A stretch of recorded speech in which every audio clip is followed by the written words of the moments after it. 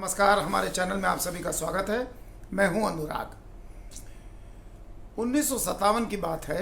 एक अमेरिकी जर्नल था, जर्नल ऑफ प्रोटेक्टिंग टेक्निक्स।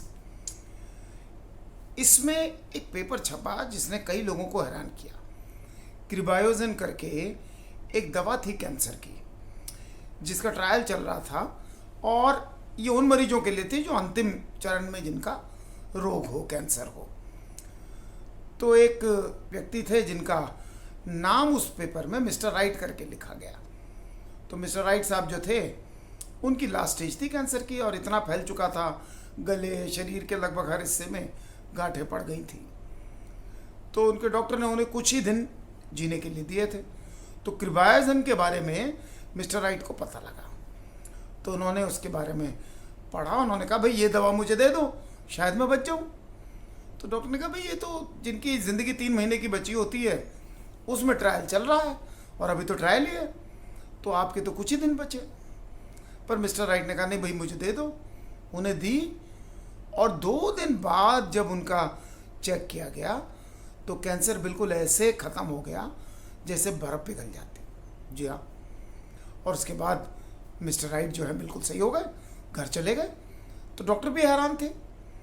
लेकिन कुछ दिनों बाद ये जो क्रिबायोजेन दवा थी, इसके बारे में एक लेख उन्होंने पढ़ा जिसमें था कि भाई ये दवा जो है ज़्यादा सफल नहीं है और बहुत कम मरीजों में इसका लाभ होता है। तो बेचारे दुखी हो गए, दुखी हुए और कुछ दिनों बाद फिर से कैंसर वापस आ गया।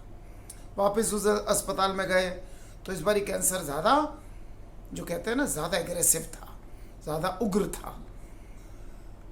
तो अब उस डॉक्टर ने उन्हें देखा, उन्हें लगा कि भाई पता नहीं फिर से क्यों हो गया। लेकिन उसको एक वो था, उसने देखा बड़े निराश हैं क्रिबायोजेन दवा के फेल होने पे। तो डॉक्टर साहब ने उनसे कहा कि देखो ऐसा नहीं है, दवा सही है। असल में ये रिपोर्ट इसलिए अभी छप गई क्योंकि जो बैच पुराने हो जाते हैं उनका इतना प्रभाव नहीं होता। जो बिल्कुल नई ताज़ा बन के जो नए बैच की दवा है, अगर वो ली जाए तो ठीक हो जाता है। तो मेरे पास बिल्कुल नया बैच है, आप कहो तो मैं आपके वो दवा लगा देता हूँ क्योंकि उससे आप ठीक हो जाओगे। तो मिस्टर राइट बहुत खुश हुए, उन्होंने कहा लगा दो भाई। तो उन्हें वो डॉक्टर ने दवा लगा दी, इंजेक्शन दे दिया। लेकिन असल में वो इंजेक्शन जो है वो डिस्टिल्ड वाटर का था।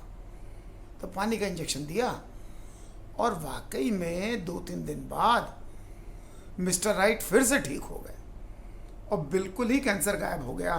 सारी रिपोर्ट, सारे स्कैन सब नेगेटिव आए।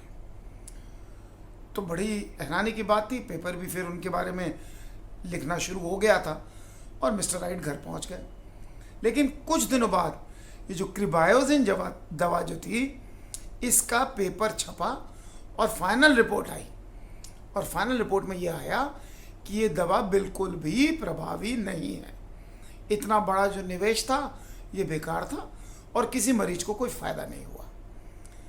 मिस्टर राइट ने ये पढ़ा, 2 दिन बाद ही उनके कैंसर के सिम्टम्स वापस आए और इस बारी वो बच नहीं पाए।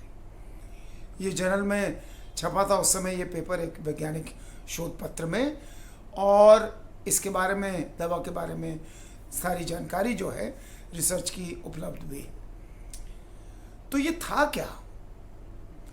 इस तरीके की बहुत सी चीज़ें हैं जिन पे वैज्ञानिकों ने काम किया। 1974 में एक वैज्ञानिक थे, ब्रूस लिप्टन। वो बहुत सेल बायोलॉजिस्ट थे, कोशिकाओं पे काम करते थे।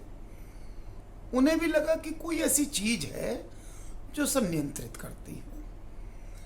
अब सब नियंत्रित क्या करता है? हमारे जीन्स।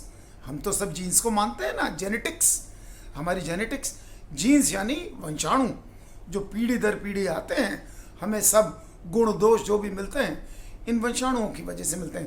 पहले आपको हमने डीएनए वाले कार्यक्रम में आपने देखा ही कि किस तरीके से सब कुछ वहीं से आता है, पीढ़ी दर पीढ़ी ये चले आ रहे हैं। तो इसको बोलते हैं जेनेटिक्स। जो इसका विज्ञान पढ़ा है, जीन्स के बारे में बताए। तो ये जब जेनेटिक्स जो है इसी पे सब निर्भर है, यानी हमारे हाथ में कुछ है ही नहीं।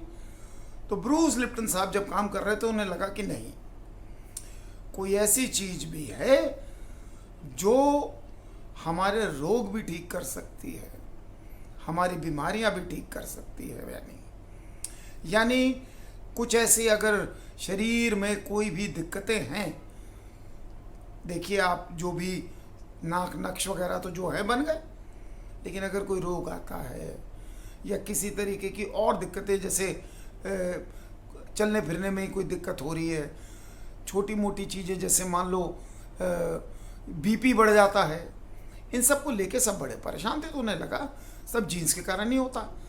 तब उन्होंने देखा कि जीन्स के जेनेटिक्स के ऊपर भी एक चीज़ है और उसको नाम दिया गया एपीजेनेटिक्स।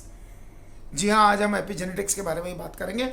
और एपी मतलब ऊपर, अबव, सबसे ऊपर जो स्किन की लेयर है उसको बोलते हैं एपिडर्मिस, डर्मिस के ऊपर। तो जो जीन से भी ऊपर है, जेनेटिक्स से भी ऊपर है, वो क्या है? एपीजेनेटिक्स। एपीजेनेटिक्स के बारे में ये देखा गया कि हमारे आसपास का वातावरण, पर्यावरण, हमसे मिलने जुलने वाले लोग, हमारी परवरिश, हमारी सोच, हमारे सारे जीन्स को प्रभावित कर सकते हैं, करते हैं। यानी ऐसा नहीं है कि जीन जो है जो तय हो गया है ही, आप उसको प्रभावित कर सकते हैं, उसके गुणों को बदल सकते हैं। कैसे? जैसे एक एक्सपेरिमेंट हुआ कि भाई बिल्कुल आइडेंटिकल ट्विंस, जुड़वा जो बच्चे हैं उनको ले लिया। अब डीएनए तो सब में सेम था, दोनों में सेम था, दोनों जुड़वा थे।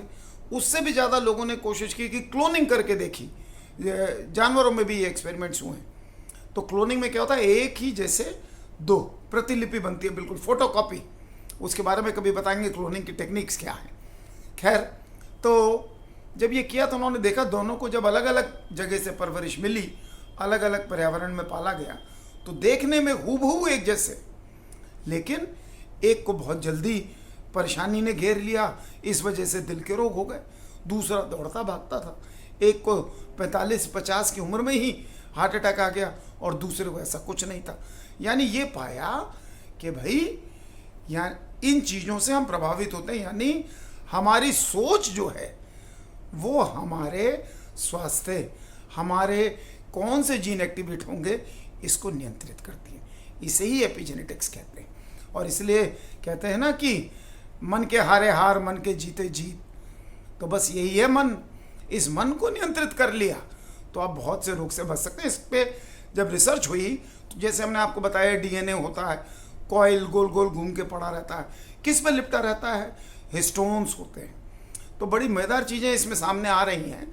हालांकि इस पे बातें पहले से ही होती थी, लेकिन लगभग 20 साल से एपिजेनेटिक्स पे काम हो रहा है। तो ये है कि स्टोन के ऊपर अगर टाइटली लिपटा हुआ है आपका डीएनए, तो उसमें जो एक्सप्रेस होते हैं, जो जीन उभर के सामने आते हैं, उनको बड़ी मुश्किल होती है। तो अगर वो लूज हो जाए तो जीन अच्छी तरह एक्सप्रेस हो जाते हैं। ऐसे ही मिथाइलेशन एक प्रक्रिया होती है, मिथाइल जुड़ जाता है, तो वो जहाँ जुड़ा होगा वो जीन एक्सप्रेस नहीं हो पाता, और वो जब हट जाता है तो जीन एक्सप्रेस होता है। इसलिए जो छोटे बच्चे हैं, शिशु हैं, उनके डीएनए में मिथाइलेशन ज़्यादा होता है। जब बुजुर्ग हो जाते हैं तो मिथाइलेशन कम हो जाता है। क्यों? उम्र के साथ साथ आपके अलग अलग जीन एक्टिवेट होते हैं, और ये भी हेरिडिटरी भी चलता है। लेकिन एक चीज़ होती है म्यूटेशन, उत्परिवर्तन। यानी जैसे कहते हैं ना अल्ट्रावायलेट रेज वगैरह, इससे आपके डीएनए में कुछ बदलाव आ गया, तो वो परमानेंट होता है, वो बदल नहीं सकता। लेकिन एपिजेनेटिक्स में जो है ये परिवर्तन जो है बदल सकता है। यानी हमने एक पर्टिकुलर समय के लिए कोई जीन एक्टिवेट कर लिए और कुछ कम कर लिए, जब ज़रूरत थी बंद भी कर लिए। एक कैंसर के पेशेंट में अब तो बहुत बड़ी इस पर रिसर्च चल रही है कि जब वो मेडिटेट करते हैं तो बॉडी हीलिंग शुरू करती है। कोई भी जो रोग देने वाले जैसे बैक्टीरिया, वायरसेस वगैरह, ये भी इसी सिस्टम का जो है फ़ायदा लेते हैं। क्या करते हैं? ऐसे जीन को एक्टिवेट कर देते हैं जो आपकी इम्यूनिटी कम कर दे, फिर आपको आसानी से तंग कर लेते हैं। अगर आप मजबूत हैं, मन पॉजिटिव है, तो इस तरीके के जीन एक्टिवेट हो जाते हैं जो आपकी हीलिंग करते हैं, जैसे कैंसर के पेशेंट्स में देखने को मिला। ये जो विषय है इसमें कोई अंधविश्वास नहीं है, ये प्योर विज्ञान है, ये असल में विज्ञान है। और विज्ञान ये देख रहा है कि ऐसी भी चीज़ें हैं कि मेरे सोचने से, पॉजिटिव होने से रोग ठीक होते हैं। जो टिश्यू डैमेज हो चुके हैं, फेफड़े खराब हो चुके हैं वो वापस रिकवर होते हैं। और देखिए इस तरीके के बहुत से योग और उन सब में यही कोशिश की जाती है कि किस तरीके से आप एक पॉजिटिव रहें। तो पॉजिटिव रहना बड़ा ज़रूरी है। मुश्किल है, आपाधापी है, दुनिया में भाग दौड़ लगी हुई है, सब परेशान घूम रहे हैं, लेकिन ऐसा नहीं है। कुछ हर परेशानी में खुश भी रह लेते हैं। ऐसे लोगों से ज़्यादा जुड़िए और खुश रहना सीखिए। पॉजिटिविटी, आपकी सकारात्मक सोच आपके पूरे शरीर को बदलने की क्षमता रखती है। और देखिए एक्सपेरिमेंट में ये भी आया, कोई हमें बोलता है कि भाई अब 50 साल के हो गए, 60 साल के हो गए तो बूढ़े हो गए, तो हम मानते हैं कि हाँ जी बूढ़े हो गए, अब बाल सफ़ेद होने चाहिए, अब आंखें कमज़ोर होनी चाहिए। लेकिन कोशिकाएं ऐसे नहीं सोचती, आपके ब्रेन ने सिग्नल दिया तो ऐसा सोचा।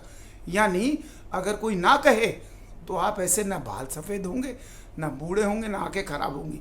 काम चल रहा है। उम्र जो बढ़ती है उसमें भी टेलोमियर्स होते हैं, उनके विषय में भी बताएंगे। उसको रोकने की क्षमता, जब कैंसर होता है तो ये टेलोमियर होते हैं डीएनए के आखिर में, जैसे जूते के फीते के आखिर में लगे होते हैं ना, उस तरीके से लगे होते हैं, वो छितर जाते हैं। वो जैसे जैसे छोटे होते जाते हैं हम बूढ़े होते जाते हैं। तो जब कैंसर होता है तो वो बिखर जाते हैं। बिखरने से बहुत जल्दी आदमी बुढ़ापे की ओर बढ़ता है, एक तरीके से बीमार होता जाता है। तो जब मेडिटेट किया तो टेलोमियर बराबर रहे, इंटैक्ट रहे, और कुछ मामलों में तो ये भी देखा गया कि बढ़ गए। यानी बुढ़ापा रोकने में भी आपकी एपिजेनेटिक्स काम करती है। आपकी सोच, आप क्या सोच रहे हैं, कैसे खा रहे हैं, किन लोगों के साथ बैठे हैं, ये सब मायने रखता है। तो एपिजेनेटिक्स एक विज्ञान है, इसके बारे में और विस्तार से भी कभी बात करेंगे। लेकिन याद रखिए, सकारात्मक सोच हमें हर तकलीफ से भी बचाएगी, शारीरिक दिक्कतों से भी बचाएगी। ये कोरोना वगैरह कुछ नहीं है, हमारी सोच हमें जीवित रखेगी। तो उम्मीद करते हैं कि आज आपको एपिजेनेटिक्स के साथ साथ हमारी सोच कितनी महत्वपूर्ण है ये भी समझ आया होगा। चलिए अब हमने आपसे जो सवाल पूछा था उसका जवाब देखते हैं और साथ में नया सवाल पूछते हैं।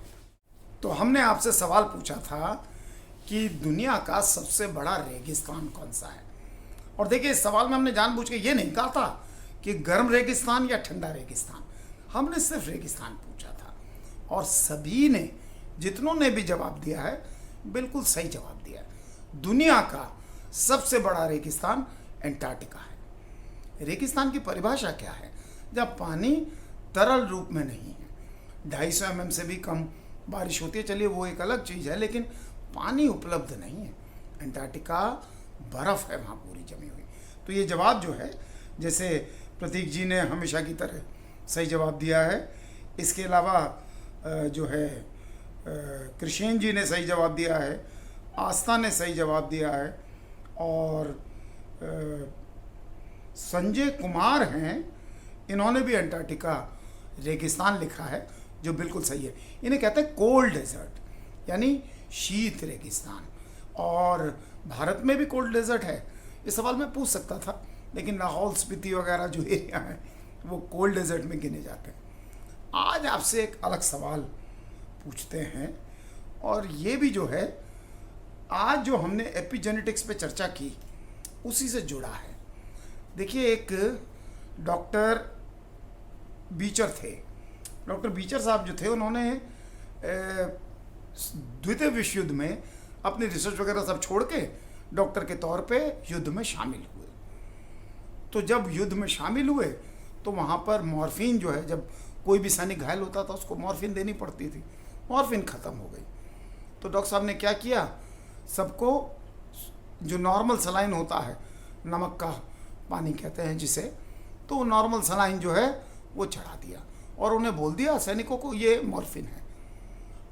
50% आधे से ज़्यादा सैनिकों का दर्द खत्म हो गया और वो बच भी गए। उन्होंने उस प्रभाव को एक नाम दिया था। तो डॉक्टर बीचर ने क्या नाम दिया था ये आप बताइए। आपसे फिर मुलाकात होगी। नमस्कार।